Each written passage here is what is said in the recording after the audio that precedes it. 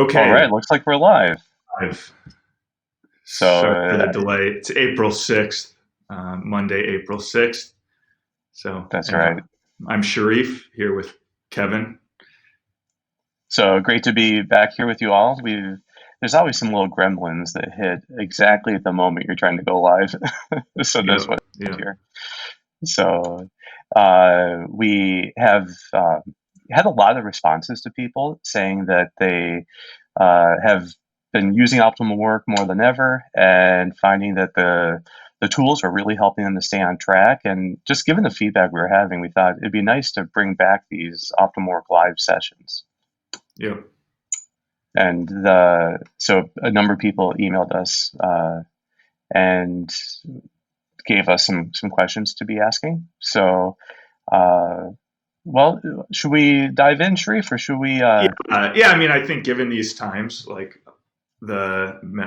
our approach is extremely helpful and very applicable to the difficulties that a lot of people are dealing with now, working from home, having to build structure into their own schedule.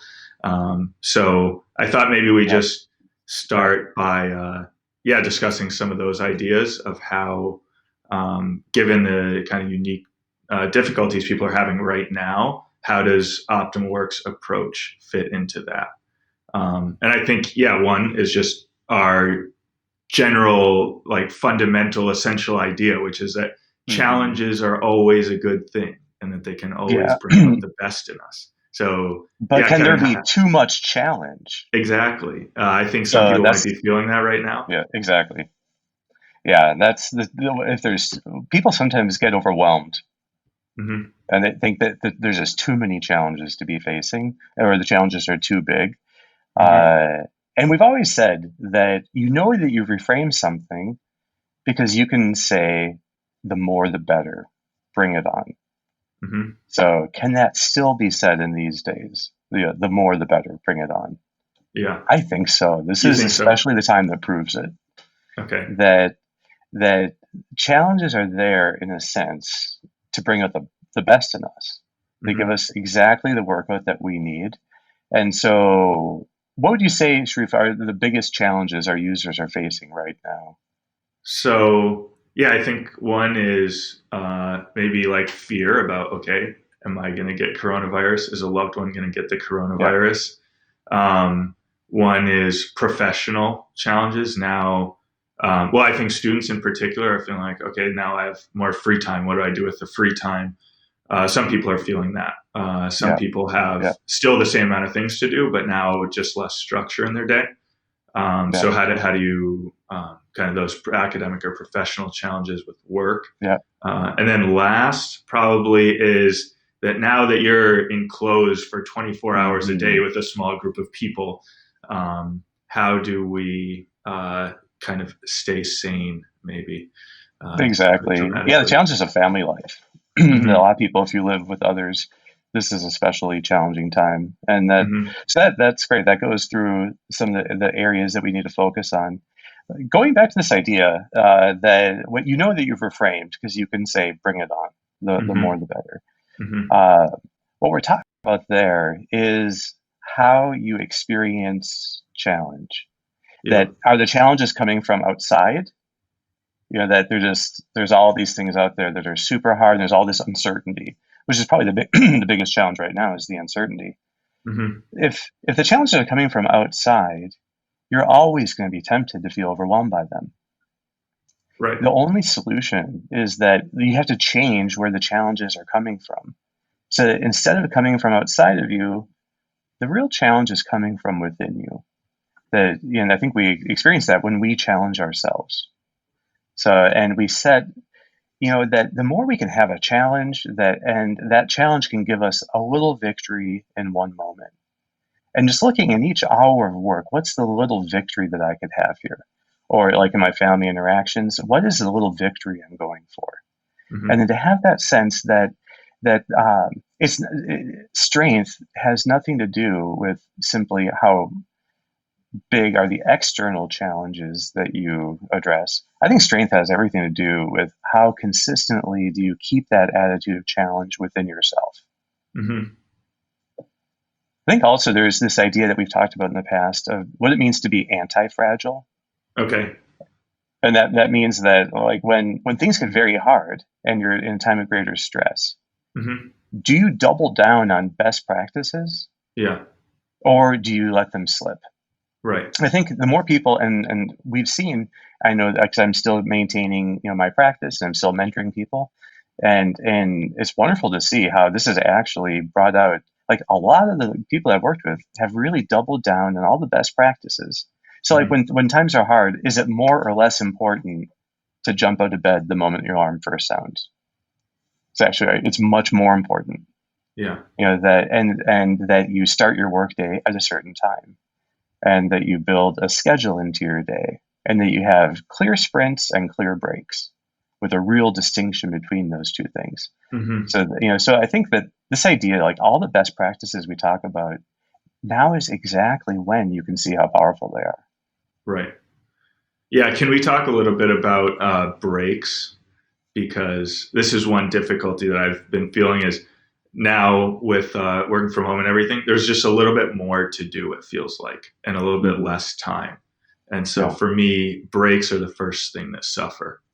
Hmm. Uh, where immediately finish a golden hour. So I mean, it just generally we recommend working in an intense golden hour followed by a break and repeating Yeah. that throughout the day. Yeah. Yeah. But then when the time for the break comes, I'm like, I don't have enough time today. Hmm. I need to Yeah. get something else done. So how do tell me why I'm wrong? What is the real Hmm. benefit of a break? And then B, how do I, in that moment, take the break Yeah. and detach myself from the work? So I think it's a great question, and it's going to depend, I think, on what you exactly you're working on and Hmm. what and where you are. In general, the key to the break is the stop time, Hmm. that you actually stop your work at a very set time, because that's what gives you intensity going up to the break, up to, as you're finishing the golden hour. Yeah. Knowing that you're going to stop at a certain time, it's enough for a break that you simply switch what you're doing. So, and that you work on something else. It could be cleaning the toilets, but so it could be some other kind of work that wouldn't, uh, it's the ideal thing is to and it would be like going for a walk or going outside, and that may not be as possible for a lot of people right Hmm. now. And so you're talking about taking breaks in your house. We can talk about what are so any change in pace is good. Yeah. Anything that I think helps you connect to your highest ideals Okay. through reading or prayer or meditating or some kind of practice that you could actually incorporate into your breaks and to have those Hmm. scheduled too. I think that actually um, is really restorative. Yeah. That you even if it's just a minute of reading something, Hmm. before you work on the housework for 15 minutes or so. Right. But you can break things up. I think you can also we could talk about the bad ways of taking breaks. And I Hmm. think that one bad way is reading the news. Okay. That probably the last thing that people need right now is the charge that comes from reading the news. Yeah. That it's good to keep up with the news, but how much of the news can you use? Probably very little. And it's not going to really change what you're doing. And so we probably don't need to be following it so closely, actually. And so Hmm. maybe if there's any change that would make people more anti-fragile, it's actually decreasing how much they're like following the news and these events. Yeah. Have a few trusted sources, go to them only for a short period of time before a meal, Yeah. but not like in between golden hours or sprints. I think you want to really separate that out. Yeah. So let's talk more about that. So we actually got a question here. I'll just put it up, um, which is how should we maintain a distinction between work and family life? Hmm. For example, they give two examples: thinking about work during family time, or Hmm. getting distracted with family when I should be working. Yeah. So that's kind of the question. Let me just broaden that out a little bit. to be like, how do we protect our times of work as well? So yeah, how do we think about that? Because now we're working from home, right? Which Yeah, is yeah, very different. So there's all these yeah. people around. There's all these people around and so we always had talked about setting a perimeter. So you have Mm-hmm, some kind of boundaries around what you're doing, mm-hmm, and in a perfect world, you would have a perfect perimeter, that was impermeable, that nothing could get through it at all. I think that that's probably not possible for a lot of people. The key okay. of the perimeter, though, is the commitment you're making to just work on this one thing at a time, Mm-hmm, and your ability to make that commitment and to really hold yourself to that kind of discipline that for your part, for the next 45 minutes, next hour, that you're going to just try to really work intensely on this one thing. That commitment doesn't have to be weakened by interruptions. mm-hmm, It can be strengthened by interruptions. But making the commitment to just unitask, do this one thing, is that's the essence of setting a perimeter, and it always works. yeah, And even if you're in a very loud environment, that commitment actually, your ability to make that commitment can get stronger and stronger through practice. I also think that part of that commitment can be kept by having either more steps in the, mm-hmm, the task that you're working on, so it's really clear what the steps are. mm-hmm, That maybe if it's hard to keep these things separate, it's because when doing projects or doing golden hours, we always want people to have steps that they proceed through one at a time. right, And those steps would be 10 to 15 minutes long typically. Well, they could be shorter if you need help with traction and keeping traction. But and then to make the steps much more definite, that ideally each step is like a little victory, mm-hmm, so that mm-hmm, you're able to go one at a time through those. Uh, the important thing is sequential unitasking, yeah, that you move through your task one thing at a time, working your way through. But if you get interrupted by a family member, don't divide your attention. Give mm-hmm, them your whole attention mm-hmm, until it's done, and then put your whole attention back right into the step where you left off. yeah. Is it okay to say, I'm working, leave me alone? Generally speaking, uh, I, it probably depends on the kind of work people have to do. Yeah. So if I'm a psychiatrist seeing patients in my home office, well then, yeah, I have a do not disturb sign that I put outside the door. Mm-hmm, mm-hmm, And so, but if it's a kind of task, that could be interrupted, you probably want to help if you have children, especially them to know that these are protected times for mom or dad. mm-hmm, That these are times when they're going to. But I think we have to be flexible. right. The getting irritated by interruptions is often, I think, a sign of hyperfocus.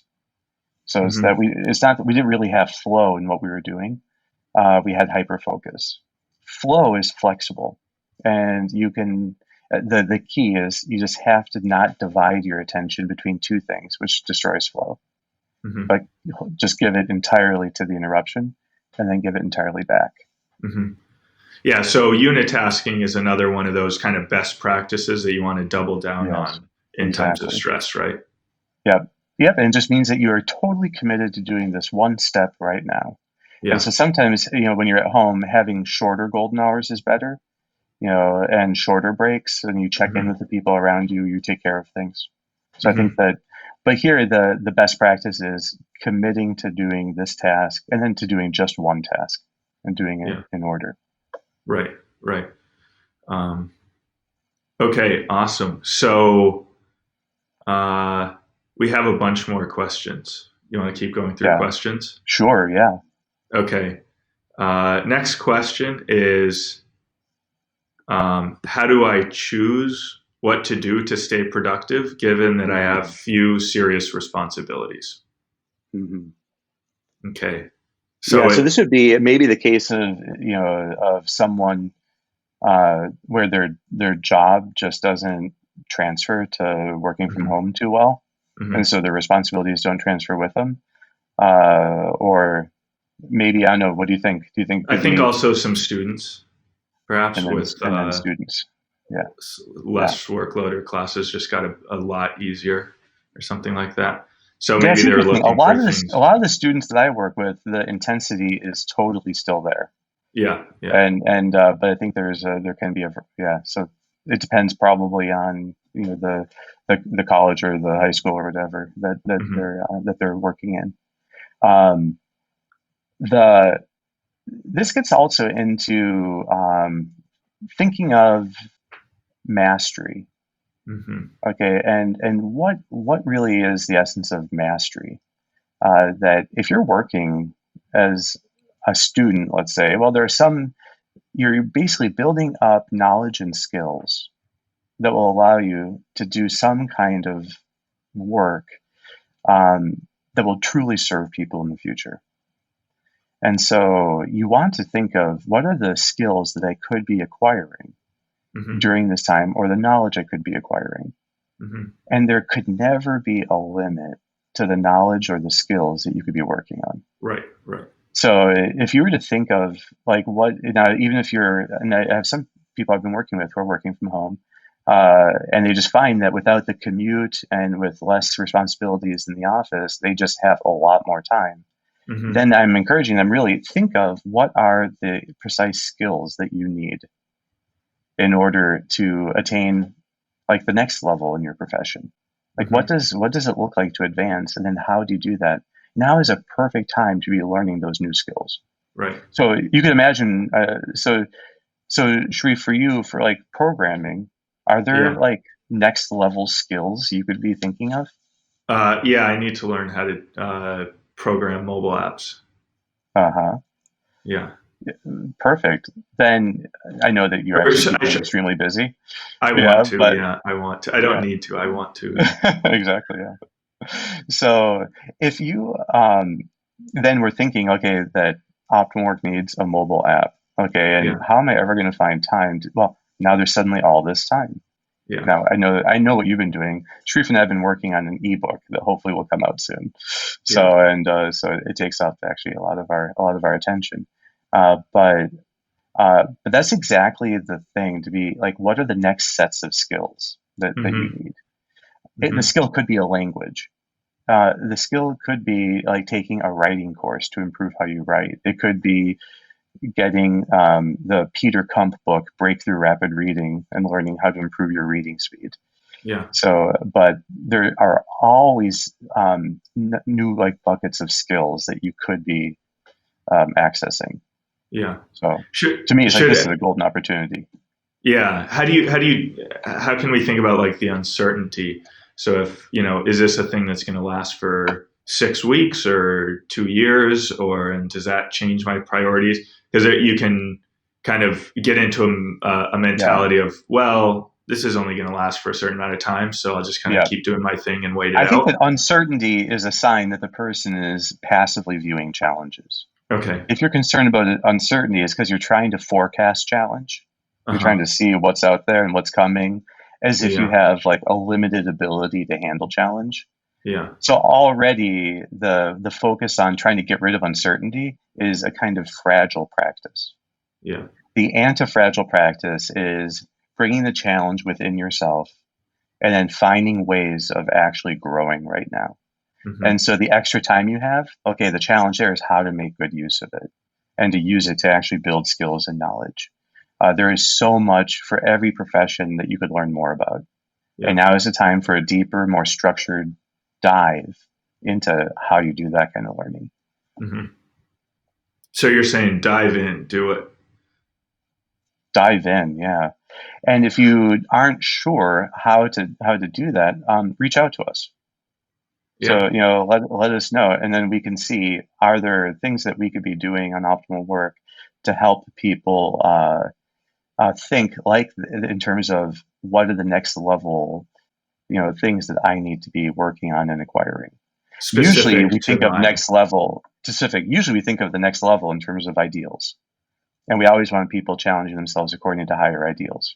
But there is also deeper knowledge, and also you could say deeper skills Yeah. that people could be developing.